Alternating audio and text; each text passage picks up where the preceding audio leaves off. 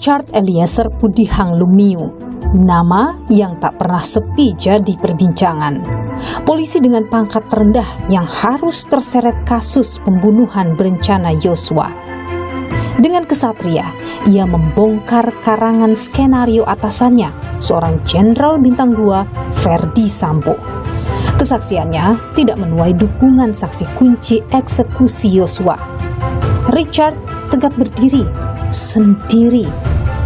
Benarkah yang disampaikannya adalah kejujuran? Bagaimana sosoknya di mata orang terdekat? Saya akan mencari jawabnya.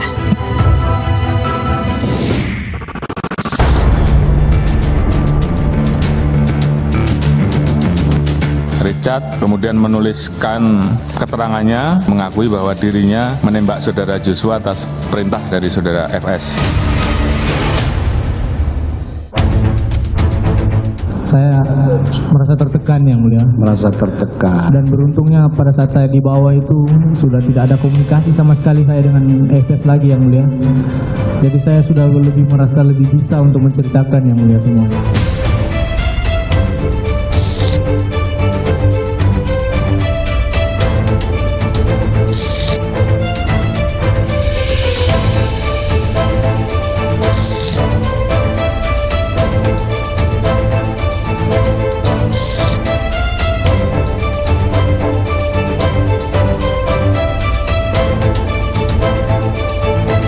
Jadi ini dulu Richard dan juga kakaknya Calvin ya tinggal di kamar. Tidur di sini. Richard memang dari kecil cita-citanya jadi polisi. Jadi sampai akhirnya walaupun saya bilang itu pangkat terendah, dan dia tidak peduli dengan itu. Dia tidak yang peduli. penting adalah cita-cita dia jadi polisi. Menjadi polisi. Richard pernah menyampaikan keinginannya, misalnya saya harus bebas ini dari sini. Tidak pernah. Dia cuma bilang dia siap mempertanggungjawabkan. Yang penting cuma satu, adil itu misalnya jangan sampai atasannya itu Pak Verdi Sambo maksudnya? Iya, justru lebih ringan hukumannya. Anda kan berencana menikah ya dengan Richard Eliezer tahun ini, benar? Tahun depan. Richard pernah membicarakan soal kalau dia harus dipenjara misalnya. Dia yakini saya nggak bakal ninggalin, saya juga begitu yakini dia nggak akan meninggal. Di hati Anda berharap Richard bebas? Ada keinginan Richard bebas, tapi ini kan negara hukum ya Mbak. Saya percayakanlah kepada penegak hukum.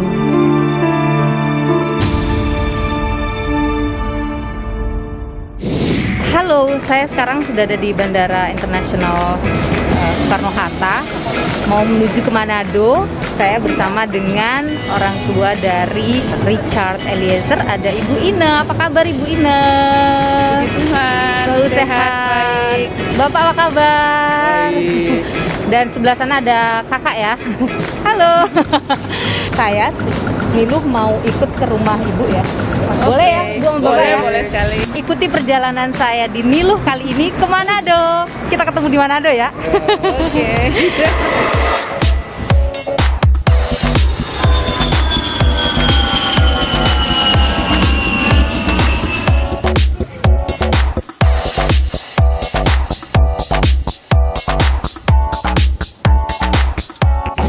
Saudara, saya sudah berada di lingkungan keluarga Barada Richard Eliezer. Di tempat inilah disebutkan Richard Eliezer tumbuh sampai ia kemudian menjadi anggota Polri. Saya akan menuju ke rumahnya dan untuk bisa banyak mengajak Anda flashback ke belakang tentang bagaimana keseharian Richard Eliezer, bagaimana ia menghabiskan masa kecilnya hingga pindah ke Jakarta menjadi anggota Polri. Ikuti saya, saudara.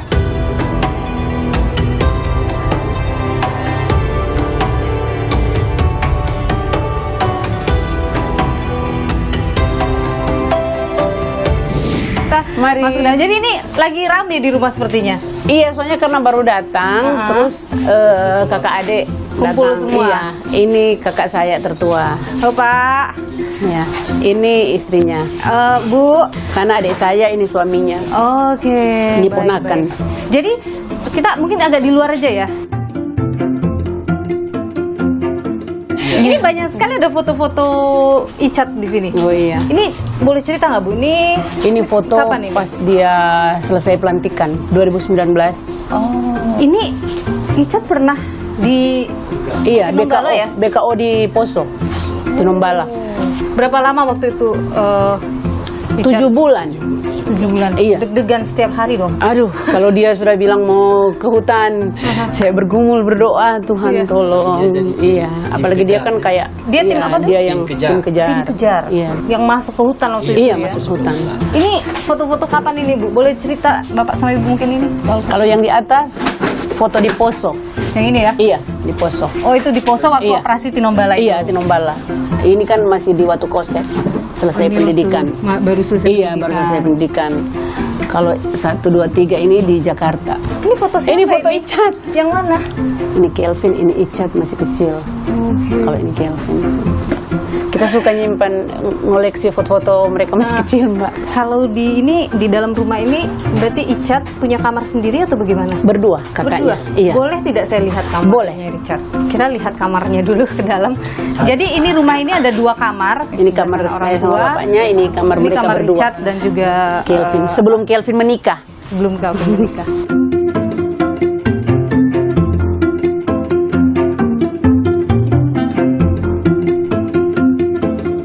Jadi ini dulu Richard dan juga kakaknya Kelvin Iya. ya Iya. tinggal di kamar Tidur ini. di sini.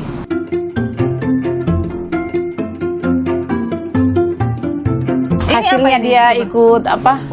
Lomba, macam-macam lomba ini. Dia segala macam lomba dia ikut, tapi nggak tahu di mana lagi ada juga barang-barangnya. Ini Itu juga hasil barang-barang dia. Richard juga ya. Iya. Itu kompas itu. Oh, kalau dia lagi mendaki. Dia lagi mendaki, iya. Oh, pernah Iya. ikut di Porprov juga. Iya. Iya, anak itu semua Memang atlet juga dia. Iya. Jadi Richard sampai akhirnya lolos jadi polisi berapa kali nyoba? Dia 2016 kan 2016 Angkatan Laut, 2017 dia Bintara. Di Bintara itu dia jatuh sudah di Keswa, sudah hampir pantohir. Tapi ketika dia jatuh itu dia nggak lolos, saya nangis kan. Dia ketawa-ketawa, "Mama jangan menangis, masih ada tahun depan," dia bilang begitu. Terus waktu dia ikut lagi, dia ikut tes, baru kesehatan pertama sudah jatuh karena mau tes kesehatan itu malamnya dia tidur jam 3 subuh. Gagal Karena ikut tes lomba. kesehatan, karena ikut Tapi lomba. waktu ikut lomba itu dapat Tapi ibu udah nggak nangis lagi pas gagal itu? nangis, saya Nangis lagi. saya bilang. Yang ketiga 2019. Nah, ketiga dia sudah kerja kan di hotel. Iya. Nah, waktu dia sudah kerja itu, terus HRD-nya tawarkan, "Cat, coba ngana ikut ulang. Siapa tahu ini ngana pe bintang." Istilahnya begitu bahasa Manado kan. Dia coba lagi, dia bilang, "Mama, kita mau ikut lagi." Nah, uruslah surat-surat. Berkasnya sudah masuk, dia telepon sama saya. Dia bilang, "Mama, kita sudah tidak bisa masuk Bintara." "Oh, kenapa, Dek?" "Karena kita umur sudah tidak cukup, jadi ditawarkan untuk masuk Tamtama." Jadi dia bilang, "Mama, kalau memang Tuhan izinkan kita jadi, berarti kita polisi. Karena kita memang suka sekali mau jadi polisi." Dia bilang Richard begitu. memang dari kecil Memang dia cita-citanya suka jadi sekali polisi. jadi Dari polisi. kecil. Karena dia masih kecil itu dia hobi main pistol air kan ada dulu kecil. Walaupun saya marah-marah, kan basa-basa kalau main pistol air. Dia main. Pas dia ikut tes itu, Lolos. tahu-tahunya dia lolos. Dari berapa waktu itu? 100 lebih apa 200 lebih? Cuma 6 yang lolos dan dia dapat Icat peringkat salah 1. satunya. Tercapailah cita-citanya Icat yang dia dari peringkat kecil 1 itu. juga. Luar biasa. Iya, sampai akhirnya walaupun saya bilang itu pangkat terendah, tetapi Dan dia tidak peduli dengan itu. Dia tidak Yang peduli. penting adalah Yang penting cita-cita dia jadi pakai polisi. seragam jadi polisi. Tercapai. Iya, itu Baik. kebanggaan keluarga, kebanggaan saya sama bapaknya.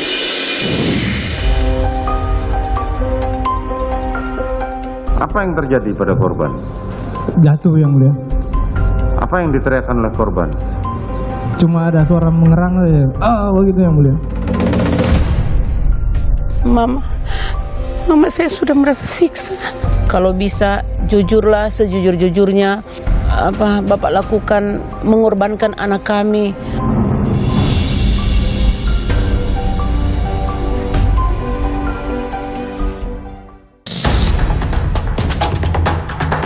Persidangan kasus pembunuhan Brigadir Yosua memasuki pekan ke-8. Sejumlah drama hingga fakta mengemuka dari kesaksian para terdakwa. Teranyar, Richard Eliezer mengungkap peran istri Sambo Putri Chandrawati. Putri disebut mempunyai andil menyusun rencana pembunuhan Yosua.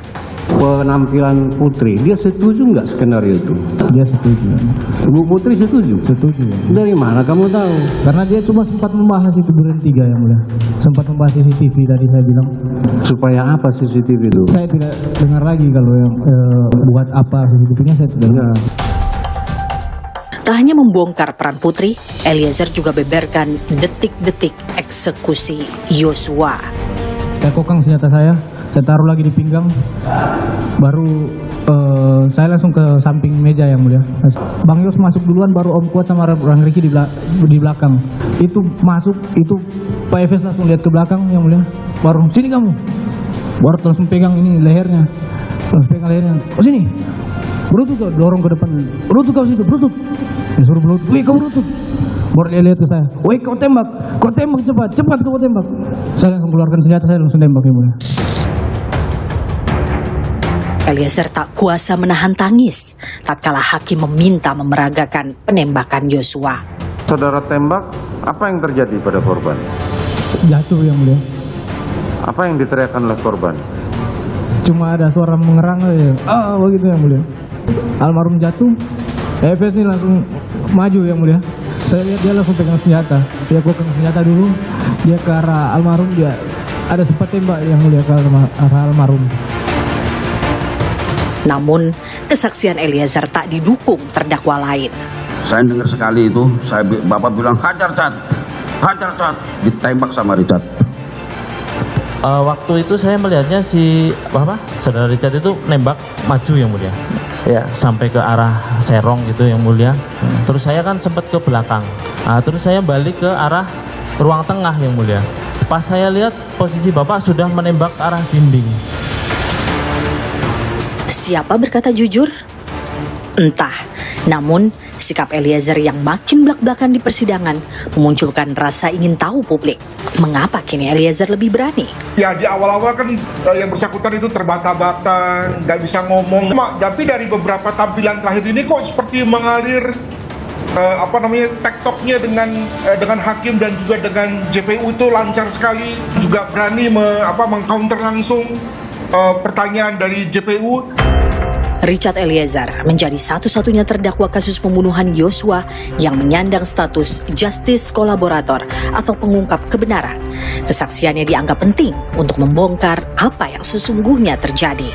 Mampukah Eliezer konsisten pada kesaksiannya? Apakah ini akan melepaskannya dari ancaman hukuman berat? Niluh mencari jawaban.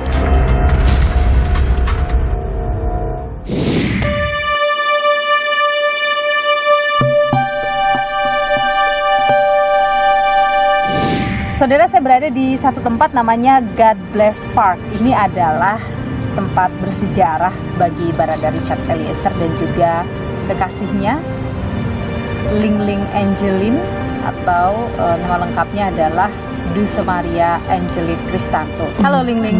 Halo. Sehat selalu. Sehat. Jadi ini tempat biasa kumpul ataupun menikmati hari bersama Richard Eliezer Icat. Iya, waktu sebelum jadi polisi kita sering di sini karena dia latihan juga kan di sini. Oh, jadi di sini ada tempat untuk latihan. Iya, sama teman-temannya dia latihan. Panjat. Dia. Setelah jadi polisi masih sering ke sini? Iya, kalau dia cuti datang. Tempat di sini ya. Jadi bersejarah sekali. Kapan terakhir kali komunikasi sama Icat? Telepon dengan Icat? Selesai sidang lewat HP pengacara. Sidang yang terakhir ini? Iya. Apa yang dibicarakan? Tanya kabar. Ya sebatas itu sih. Kita udah nggak bahas-bahas kasus soalnya. Biar dia tenang kan. Ling Ling ini juga yang awal-awal mengetahui ya soal kasus ini. Yang awal-awal diajak berbincang juga oleh Icat perkara kasus ini, benar ya? Iya, dia bicara. Dia bicara. Bagaimana waktu itu Icat menyampaikan? Pertama cuma lewat HP, lewat chatting. Dia cuma bilang saya ada masalah gitu. Saya nembak orang, tapi dia belum bilang siapa. Itu awal-awal sekali. Lancar sesuai skenario yang dia bilang di chat. Skenario awal yang yang ada baku tembak, bela ibu, cuman bela ibu, gitu. Terus dia bilang bantu doa cuma itu. Waktu itu Lingling langsung percaya atau sempat meragukan apa yang terjadi dari cerita yang dibuat oleh Meragukan. Apa reaksi Icat ketika Lingling menyampaikan keraguan? Reaksi dia marah. Pokoknya nggak bisa kalau saya bertanya gitu. Jadi cukup apa yang dijelasin gitu. Di situ diam. Tapi karena mikirnya ya dia juga masuk ya, maksudnya nembak orang ya. Mikir aduh mental anak ini gimana kan, ya dia percaya aja, memilih untuk percaya. Lingling juga adalah salah satu yang diajak atau disampaikan awal-awal ya bahwa ingin berkata jujur. Itu berproses ya Mbak. Dia tersangka, setelah itu kan terus dia bikin pengakuan 2 hari setelah jadi tersangka. Tapi kan dia bikin pengakuan waktu itu bukan dia yang menembak. Nah, setelah dia bikin pengakuan didatangkan orang tua. Tapi pengakuan itu nggak dibuat BAP, cuman pengakuan lisan ya, iya cuman mengaku. Buat BAP. Jadi datangkan orang tua, menangis, sudah saling menangis mereka. Tapi saya malam itu udah nggak respon chat, nggak respon telepon, dia nelpon. Tapi saya ketiduran, waktu itu lagi nggak enak badan, HP silent juga. Pas saya bangun pagi, saya lihat dia kirim pesan bahwa minta maaf pertama kan udah nggak jujur, terus dia bilang kasihan mama papa kalau dia dipecat gitu kan. Terus kasihan kita batal nikah. Sudah ada rencana mau menikah memang? Ya, sudah ada rencana. Itu baru rencana. Terus setelah itu dia bilang maaf sudah nggak jujur. Saya sudah mengaku kalau bukan saya yang nembak. Chat terakhir dia itu udah setengah jam yang lalu kan. Saya udah nggak berani bales. Sudah saya pikir pasti dia nelpon ini kan. Pas dia nelpon, tapi waktu itu saya nggak percaya kan ini pengakuannya bukan dia yang nembak. Tapi nggak enak juga mau tanya, canggung kaku lah kita pas nelpon itu. Terus dia bilang tanya kabar, lu basa-basi. Saya tunggu momen yang pas lah ya bahas itu kan. Pas dia bilang minta maaf gitu. Yang disampaikan Icat waktu itu? Dia cuma bilang minta maaf udah nggak jujur. Kayak Nangis gitu. Icat saat itu? Dia cuma nada rendah apa ya, kayak lemah gitu sih bilangnya. Sama udah berbisik juga. Saya bilang itu seburuk-buruknya kita kan. Kita tetap dianggap anak oleh orang tua. Kalau kamu jujur, saya nggak bakal ninggalin gitu kan. Biar kasih semangat lah gitu kan. Biar nggak apa-apa gitu. Mau apapun kamu ketika kamu jujur, kita nggak bakal ninggalin gitu kan. Dia diam cuman waktu itu. Terus saya bilang kesian orang tua udah nangis kan semalam itu. Terus dia bilang, iya saya akan jujur. Pas diam-diam, saya langsung udah pas saya rasa ya momennya saya tanya, siapa yang nembak? Dia jawab, saya yang nembak, tapi perintah bapak gitu. Ya udah dia bilang dia udah mau tulis BAP kan. Itu tapi karena mungkin setelah dia teleponan sama saya, jadi disebarluaskan karena saya bukan. Itu kan karena juga air mata orang tuanya kan juga ya. Karena juga dia udah apa yang dia lakukan itu udah bertolak belakang dengan hati nuraninya ya. Dan pengakuannya juga semua tidak terlepas dari usaha Polri, tim sus Polri ya. Yang pertama mereka jauhkan lah dia dari timnya Bapak kan, beliau. Kedua mereka datangkan orang tua. Ketiga mereka tetap kasih akses untuk kita komunikasi gitu kan. Itu membuat lebih lega. Jadi udah lihat juga ada senyuman. Awalnya tidak pernah. Ada yang terbebani gitu enggak? Iya. Sekarang ini kalau kita lihat dalam persidangan kan Richard sepertinya berdiri sendiri ya. Ketika kesaksian-kesaksian yang lain ini semuanya berbeda dengan keterangan sampaikan Richard. Lingling masih percaya bahwa Richard ini berkata jujur? Iya, kalau untuk sekarang saya percaya sih. Apa yang membuat Lingling merasa bahwa itu memang kejujuran yang disampaikan oleh Richard? Karena dia berani. Kalau skenario awal itu dia menutup diri, lebih ke nggak usah bilang-bilang diem kan. Kalau sekarang kan dia lebih terbuka ya, belak-belakan depan bapak juga kemarin kan dia nggak ada rasa takut ya karena memang dia benar. Orangnya selama ini memang kalau dia benar dia akan lebih terbuka. Iya, dia kalau benar kayak gitu memang. Tapi selama ini pernah Richard cerita tentang Yosua misalnya ke Ling-Ling? Dia pernah cerita soal Bang Yos. Pernah traktir makan, dia bilang kita ibadah bareng. Tidak pernah cerita misalnya, saya tidak suka nih sama Yosua? Oh enggak, Richard enggak gitu, enggak suka cara orang lain sih, lebih ke menyesuaikan dia kalau mau bergaul. Kalau Ling-Ling ketemu dengan Yosua pernah? Enggak. Tidak pernah? Enggak pernah. Jadi tidak mengenal juga sosok Tidak, Yosua tidak, gimana ya? tidak mengenal. Lama juga Ling-Ling tidak pernah muncul, ini pertama kali muncul di media ya? Iya. Kenapa baru muncul ke media? Kenapa berani bicara ke media? Saya nggak enak sama keluarga korban, maksudnya keluarga Bang Yos ya, lagi berempati ya ke mereka, nggak apa-apa. Kita support, cari keadilan juga buat Bang Yos lewat Richard gitu, nggak apa-apa nggak tampil di media gitu kan. Semangatin Icat biar dia bisa jujur, biar dapat keadilan lah. Keadilan seperti apa sih yang kalau menurut Ling-Ling yang pantas didapatkan Richard Eliezer ini? Kalau saya ya pribadi, yang penting cuma satu, jangan sampai ya yang atasannya itu, Pak Ferdi Sambo maksudnya? iya justru lebih ringan hukumannya. Ferdi Sambo harus lebih tinggi hukumannya daripada Richard Eliezer. Iya, saya juga bukan ahli, tapi kalau secara orang awam ya mikirnya dia harus lebih tinggi karena otaknya dia kan, Mbak. Kalau untuk bebas, apakah Anda berharap Richard bebas juga? Kalau saya pribadi, Mbak, saya serahkan ke penegak hukum. Richard pernah menyampaikan keinginannya, misalnya saya harus bebas ini dari Tidak pernah. Dia cuma bilang dia siap mempertanggungjawabkan untuk apa yang telah dia perbuat. Anda kan berencana menikah ya dengan Richard Eliezer tahun ini, benar? Tahun depan, Mbak. Ketika ada kasus ini, mungkin kita belum tahu apakah tahun depan Richard bisa keluar bagaimana. Kita fokus ke kasus saja dulu kan, Mbak ya. Biar fokusnya Richard nggak kebagi-bagi kan. Untuk rencana-rencana yang tertunda tidak apa-apa lah gitu kan. Pasti ada rencana Tuhan lebih indah lah daripada rencana-rencana yang tertunda ini, Mbak. Anda akan menunggu Richard. Kalau misalnya Richard harus menjalani masa hukuman, ditahan misalnya. Iya, nggak apa-apa. Anda akan menunggu? Iya. Sudah berjanji pada Richard untuk itu? Iya, Mbak. Richard pernah membicarakan soal kalau dia harus dipenjara misalnya? Kita pernah sekali cuman bahas lebih ke saling percaya aja gitu kan, Mbak. Dia yakini saya nggak bakal ninggalin, saya juga begitu yakini dia nggak akan meninggalkan gitu kan, pernah bahas. Jadi sampai saat ini kita masih pegang prinsip itu sih, Mbak. Tapi di hati Anda berharap Richard bebas? Tanpa mengurangi rasa empati kepada keluarga ya. Ada keinginan Richard bebas, tapi ini kan negara hukum ya, Mbak. Kalau menurut saya percayakanlah kepada penegak hukum. Apa yang paling dikangenin dari Richard?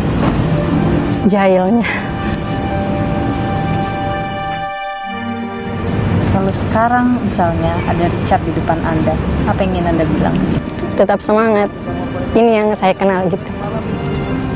Tetap nggak usah terpengaruh di luar sana kan. Kalau kamu yakin kamu benar ya maju gitu. Udah gitu sih. Sepertinya Anda menahan tangis ya? Nggak boleh menangis. Richard bilang nggak boleh menangis. Itu supaya dia semangat. Tidak boleh menangis. Biar dia semangat gitu. Desa Maria Angelin Kristanto, tunangan Richard Eliezer, terima kasih sudah berbagi informasi program Niluh. Sehat selalu. Terima kasih Mbak Niluh. Saudara, saya sudah berada di SMA Negeri 10 Manado. Di SMA inilah Richard Eliezer melewati masa-masa sekolah menengah atasnya. Kira-kira seperti apa Richard saat duduk di bangku sekolah ini, di bangku SMA? Saya sudah bersama dengan salah seorang sahabat Richard Eliezer kala SMA, ada Rian Tamboto. Bu Rian, sehat selalu? Sehat. Terima kasih sudah mau berbagi di Niluh. Saya mau tanya dulu, jadi Mas Rian ini bersama dengan Eliezer dari kelas 1 SMA? Iya, dari sebelum SMA juga. Sebelum SMA? Iya. Jadi dari sejak kapan bersahabat dengan Eliezer? Semenjak Richard pindah ke perumahan itu. SMP berarti? Iya, itu sekitar SMP kelas 3. Oke, di sekolah yang sama? Kalau SMP enggak. Enggak ya, oke. Terus SMA baru dekat? Iya, SMA baru ada dekat karena satu sekolah. Satu kelas juga nggak? Enggak, kalau saya CPS, dia IPA. Jadi waktu SMA itu yang bikin dekat sama Eliezer apa? Kebetulan Padahal beda kelas kan ya? Iya, karena kebetulan sama-sama berangkat sekolah, pulang sekolah sama-sama sampai dekat begitu. Kalau umpamanya orang ada kegiatan sama-sama begitu. Kegiatan-kegiatan apa biasanya dulu? Yang orang sama-sama lakukan itu kalau waktu SMA itu orang mendaki. Oh, jadi itu nongkrong-nongkrong begitu. Mas Rian, Eliezer juga waktu dari SMA udah suka mengikuti kegiatan-kegiatan alam? Selalu, dia memang hebat dalam hal itu. Waktu SMA itu Eliezer tuh karakternya bagaimana sih dia? Orangnya tuh gimana? Orangnya baik, sopan, nggak nakal, nggak bisa. Tapi nakal-nakal dikit adalah ya? Ya, dikit lah, wajarnya orang anak SMA. Apa misalnya waktu itu? Sering bolos. Pernah bolos juga? Pernah, kalau soal bolos ya laki-laki tetap ada bolos. Tapi selama berteman dengan Rian tidak pernah melihat Richard berkelahi sama orang? Nggak pernah lihat dia berkelahi. Oke. Atau sama Rian pergi tawuran gitu nggak pernah? Nggak pernah. Oke. Tapi Richard ini pernah waktu SMA berselisih mungkin dengan orang lain atau suka ada masalah dengan orang? Ada, cuma untuk begitu berselisih pasal apa mungkin adu mulut. Biasa tapi aja. Pukul orang? Nggak pernah saya. Nggak pernah lihat Rian Richard sampai pukul orang. Richard ini pemarah nggak sih waktu SMA? Orangnya baik, nggak suka marah. Kecuali mungkin ada yang buat salah begitu. Berteman dengan Richard tidak hanya masa SMA saja ya? Iya. Setelah SMA masih berkawan juga dengan Richard? Iya, Mas. Dan komunikasi bagus dengan Richard? Bagus. Richard pernah cerita ke Rian, misalnya pengen banget nih jadi polisi. Itu memang salah satu cita-cita itu dari Icat. Gitu. Pernah bilang ke Rian, apa kata Icat waktu itu? Kalau dari dia bilang saya mau coba sampai kapanpun, pokoknya sampai dia bisa jadi polisi. Saya bilang cukup semangat. Kalau mau mencapai cita-citamu, semangat. Dan akhirnya dia berhasil jadi polisi. Dia berhasil. Itu juga orang sebagai teman bersyukur sekali kalau dia sudah jadi polisi. Bangga. Terus kemudian terlibat kasus ini. Pertama kali tahu kasus itu dari mana? Pertama lewat sosial media. Waktu itu cuma dengar, lihat ada orang tua di rumah nonton sosial media, terus dengar bahwa Richard salah satu pelaku. Sempat kecewa sih. Kecewa? Iya. Tapi kecewa karena apa? Karena kok bisa gitu kok bisa ya? Richard menembak begitu. Kecewa dengan Richard Eliezernya. Tapi satu hal yang pasti itu semua mungkin ada alasannya. Makanya saya ikuti berita. Teman-teman gimana responnya saat tahu? Semua kalau teman-teman orang kaget, nggak percaya tentang. Dan orang yakin ini bukannya kemauannya Icat sendiri. Waktu itu percaya begitu. Iya. Nggak mungkin ini kemauan Icat. Nggak mungkin Icat melakukannya sendiri gitu ya, tanpa perintah. Saking Anda sudah sangat mengenal Richard Eliezer, jadi tahu banget tidak mungkin Richard sampai melakukan hal yang sekeji itu. Iya. Tapi begini, dalam persidangan ini kan sekarang Kuat Ma'ruf, Ricky Rizal, Putri Chandrawati atau Ferdi Sambo, ini kan semua berbeda keterangannya dengan Richard. Richard ini seolah-olah sendiri gitu punya keterangan. Masih percaya dengan apa yang disampaikan oleh Richard? Masih, tetap percaya. Karena apa yang dikatakan Icat itu menurut saya itu betul adanya. Kenapa Anda begitu yakin bahwa Richard nggak mungkin bohong? Karena lewat berita soal pengakuannya Icat, yang saya yakini itu memang jujur. Richard orangnya jujur? Jujur, orangnya. Tidak pernah berbohong menurut Anda? Menurut saya soal kasus ini dia jujur. Apa yang teman-teman ataupun sahabat-sahabat Icat harapkan? Orang mau yang terbaik, soal proses hukum yang terbaik saja. Dan satu pesan dari orang teman-teman, tetap semangat, kuat, tabah untuk menjalani setiap proses kehidupan ini yang Icat jalani. Rian Tamboto, sahabat Richard Eliezer, terima kasih sudah berbagi informasi di Niluh. Sehat selalu. Iya. Sebelum berangkat ke Manado, Ibu sempat bertemu, Bapak Ibu katanya sempat bertemu dengan Richard ya? Apa yang dibicarakan Richard? Itu karena selesai sidang waktu itu ya? Dia nggak mau cerita masalah sidang tentang masalah ini, tentang perkara ini. Dia nggak mau cerita. Terus palingan kan kita kalau ketemu cuma tanya, adik bagaimana kabar, sehat, kuat, semangat ya, cuman begitu. Tapi ibu dan bapak sudah lebih menerima keadaan sekarang. Bersyukur, puji Tuhan, karena semakin hari kayak sepertinya ada titik terang buat Richard kan. Kita juga berharap, berdoa semua yang terbaik Tuhan kasih buat Richard.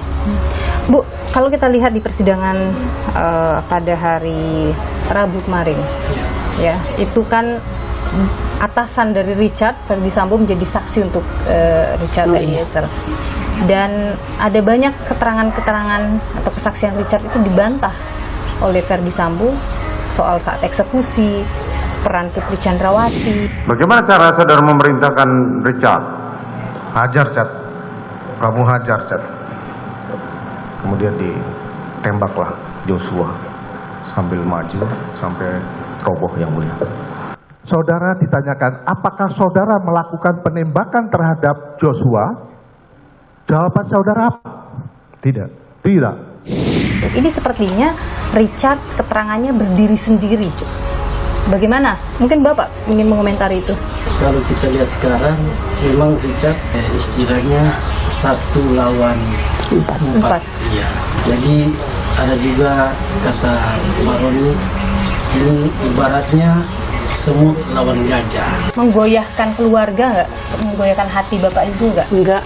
Karena kami berdua pikir Richard sudah berkata benar, jujur. Ibu dan Bapak yakin bahwa apa yang disampaikan Richard itu yang sebenarnya? Untuk saat ini memang kita yakin, seyakin-yakinnya. Kita sudah percaya. Karena sekarang kan kita melihat dari posisi Richard kan, waktu awal masih ikut skenario, kelihatan banget memang dari wajahnya kayak menyimpan sesuatu kan waktu itu. Kayak ada satu beban yang memang berat yang dia rasakan, yang dia sembunyikan, yang dia simpan. Dan Pak Roni melihat bahwa memang Richard sudah berkata jujur. Jadi karena dan Bapak sama Ibu juga yakin. Kita berdua juga karena tidak melihat mungkin Richard berbohong, mengarang untuk menyelamatkan dirinya. Misalkan ada bahasa seperti itu, Richard mungkin menyampaikan itu untuk menyelamatkan dirinya sendiri. Dia kan pernah bilang, Mbak, saya akan jujur, sejujur-jujurnya apapun risikonya. Di persidangan ya Bapak Ibu, Sambo bilang bahwa pada Richard untuk berhenti menembak Joshua, dan ia juga tidak mengakui ya ikut menembak Joshua.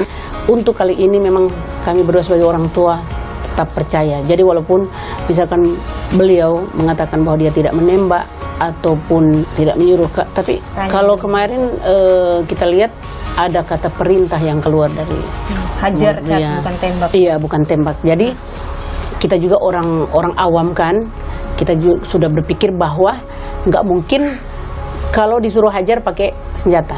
Kalau sudah pakai senpi berarti bukan hajar, itu tembakan. Sambo kan sebenarnya di awal-awal itu menyebutkan akan bertanggung jawab atas semua yang terjadi.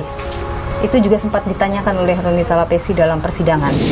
Apa yang akan menjadi tanggung jawab saudara saksi terhadap Richard Eliezer yang masa depannya terancam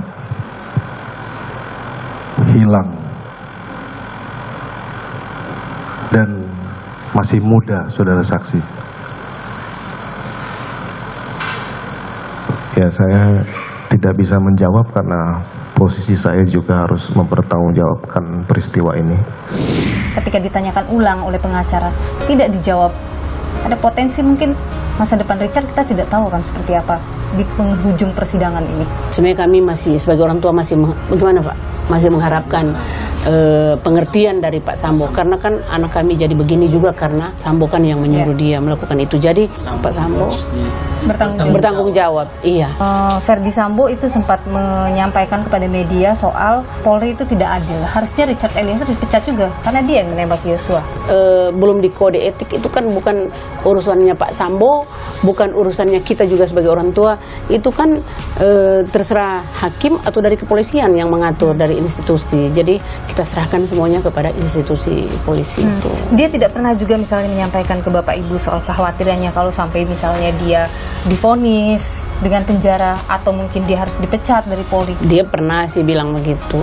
Dia bilang, Mama, seandainya kita dapat pecat, bagaimana?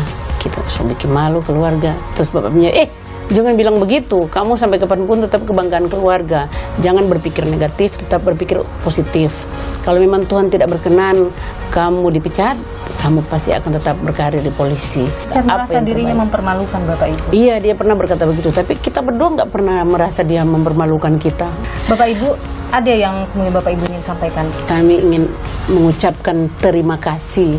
Terima kasih yang pertama-tama kepada Bapak Presiden Republik Indonesia, Bapak Insinyur Joko Widodo, dan kepada Bapak Kapolri, Wakapolri, Bapak Kabareskrim, Bapak Dankor dan semua jajaran Brimob Kelapa II dan Brimob Manado, LPSK yang sudah memberikan perlindungan buat Icat juga terima kasih banyak. Juga terima kasih kepada Pak Roni bersama tim pengacara yang siang malam membantu dalam pembelaan untuk Icat, dan terima kasih juga kepada Ibu Lisa sebagai psikolog dan semua orang yang di luar sana yang selalu mendukung dan mendoakan Icat. Baik, terima kasih banyak. Baik, terima kasih Bapak Yunus Lumiu dan Ibu Ina Pudihang, orang tua dari Barada Richard Eliezer. Terima kasih sekali lagi, sehat selalu. Terima kasih Mbak Nilu. Saudara, persidangan kasus pembunuhan Brigadir Yosua terus menarik perhatian. Dalam beberapa persidangan terakhir, keterangan Richard Eliezer sepertinya berdiri sendiri. 4 saksi lain memiliki atau membantah apa yang disebutkan Eliezer. 1 lawan 4. Bagaimana posisi Richard Eliezer, sang pengungkap skenario Sambo ini? Kita tanyakan pada pakar hukum pidana Universitas Samratulangi, Eugenius Paransi. Pak Eugenius, terima kasih sudah memberikan waktu untuk kami. Saya ingin tahu dulu, melihat persidangan yang berjalan saat ini, Anda merasa posisi Richard Eliezer masih kuat sampai dengan saat ini, atau justru mungkin hakim sudah mulai goyah melihat kesaksian-kesaksian yang lain? Di dalam sistem pembuktian kita, pidana, kita menganut sistem pembuktian negatif Waterloo-Stelsel. Artinya yang dikejar dalam perkara-perkara pidana adalah kebenaran material, kebenaran substantif, kebenaran yang sesungguhnya. Sehingga cara bagi hakim untuk mengungkapkan sebuah kasus tidak cukup hanya alat bukti, tetapi alat bukti plus keyakinan hakim. Jadi sekalipun alat bukti itu lengkap, semua lengkap, tetapi kalau hakim tidak yakin, jadi walaupun 1 melawan 4 tadi tidak serta-merta menggugurkan keterangan-keterangan yang dilakukan, walaupun dia hanya berdiri sendiri. Jadi gitu. Meskipun 4 keterangan itu berbeda dengan 1 keterangan ini, belum tentu hakim akan percaya pada yang 4. Belum tentu, iya. Ada beberapa hal yang menarik dalam persidangan ini. Pertama, Sambo tidak mengakui memberikan perintah tembak pada Eliezer. Kedua, Sambo konsisten bahwa ada perbuatan asusila yang dilakukan oleh Yosua kepada istrinya yang memicu terjadilah insiden tersebut. Dan yang ketiga, ia konsisten juga menyebut bahwa tidak ada peran istrinya, tidak ada perencanaan yang terjadi dalam pembunuhan Yosua ini. Dengan konsistensi yang dilakukan oleh Verdi Sambo, apakah itu akan membahayakan posisi Richard? Jadi sekalipun seseorang dia dengan konsisten, berkali-kali dia menyatakan itu, tapi kalau hakim tidak yakin, kan dalam perkara-perkara pidana kan harus dilihat secara kasuistik. Kalau dia berkata, dia sampaikan bahwa dia tidak pernah menyuruh menembak, ini di dalam tradisi kepolisian Polri itu mereka selalu secara dalil secara umum itu perintah atasan. Dalam kasus ini apakah Richard Eliezer termasuk dalam kategori mematuhi perintah atasan? Dia mematuhi perintah atasan, tetapi perintah atasan yang ilegal. Artinya tidak bisa menggugurkan? Tidak bisa, tidak bisa. Artinya Richard Eliezer sudah pasti akan kena vonis hukuman? Tentunya akan dilihat alasan-alasan penghapus pidana, alasan-alasan pemaaf. Nah, pertanggungjawaban pidana terhadap seseorang itu dia ada 3 unsur. Pertama, dia harus terbukti unsur perbuatan melawan hukum atau actus reus. Yang kedua, unsur mens rea. Mens reanya ada niat. Di niat ini ya dengan sengaja dia lakukan. Baru yang ketiga, tidak adanya alasan penghapus pidana. Jadi pertanggungjawaban pidana itu walaupun 2 unsur ini terpenuhi, tetapi kalau tidak ada alasan penghapus pidana, itu dapat dimintakan pertanggungjawaban. Tetapi kalau ada alasan penghapus pidana, itu dapat membebaskan seseorang lolos dari jeratan pidana. Misalnya ya perintah atasan atau dalam keadaan terpaksa atau pembelaan darurat dilakukan. Apakah Eliezer bisa lolos dengan alasan dia dalam kondisi diperintah, dalam kondisi tidak bisa menolak perintah itu? Dia masih ada kemungkinan dia bisa mencari alternatif lain. Oke, artinya dia tidak dalam keadaan terpojok atau terpaksa, terdesak. Dia punya opsi lain. Punya opsi lain. Menolak itu, tapi tidak dilakukan. Iya. Kalau begitu artinya Richard belum tentu bisa lolos dari hukuman mati. Ya, belum tentu. Iya. Apakah dua hal, pelecehan dan tidak memberi perintah tembak, menjadi hal yang penting bagi Sambo untuk meringankan hukumannya? Saya kira untuk alasan-alasan yang dikemukakan itu sebetulnya Sambo berusaha untuk lolos. Tetapi pelecehan seksual itu dapat dikategorikan dia bisa lolos misalnya dia terjadi kegoncangan jiwa yang seketika itu. Jadi misalnya dia, tapi ini kan kalau secara kasuistik kita lihat itu ditelepon langsung dari Magelang ke malamnya ditelepon. Jadi dia punya cukup waktu untuk berpikir secara rasional. Jadi tidak bisa masuk dia dalam keadaan kegoncangan jiwa tadi. Jadi gugurlah kegoncangan jiwa. Iya, kegoncangan jiwa. Artinya sudah bisa dipastikan itu ada perencanaan. Ada perencanaan. Unsur 340 terpenuhi. Bisa terpenuhi itu dia. Baik. Kalau Anda melihat persidangan berjalan, kalau Anda melihat bagaimana hakim memimpin jalannya persidangan, hakim yakinkah kepada Sambo CS atau justru lebih yakin kepada Richard Eliezer? Ada keraguan daripada majelis hakim atas keterangan Sambo CS. Jadi sampai sudah 7 pekan, hakim masih ragu. Hakim masih ragu sehingga dia menunda lagi, dia ingin menggali. Artinya bisa kita katakan skenario Sambo ini tamat sudah. Ya, skenario Sambo bisa tamat. Ya. Baik, pakar hukum pidana Universitas Samratulangi Eugenius Paramsi, terima kasih sudah berbagi informasi di program Niluh. Sehat selalu. Terima kasih. Kasus pembunuhan Yosua menanti kejujuran setiap terdakwa. Siapa yang jujur dalam persidangan?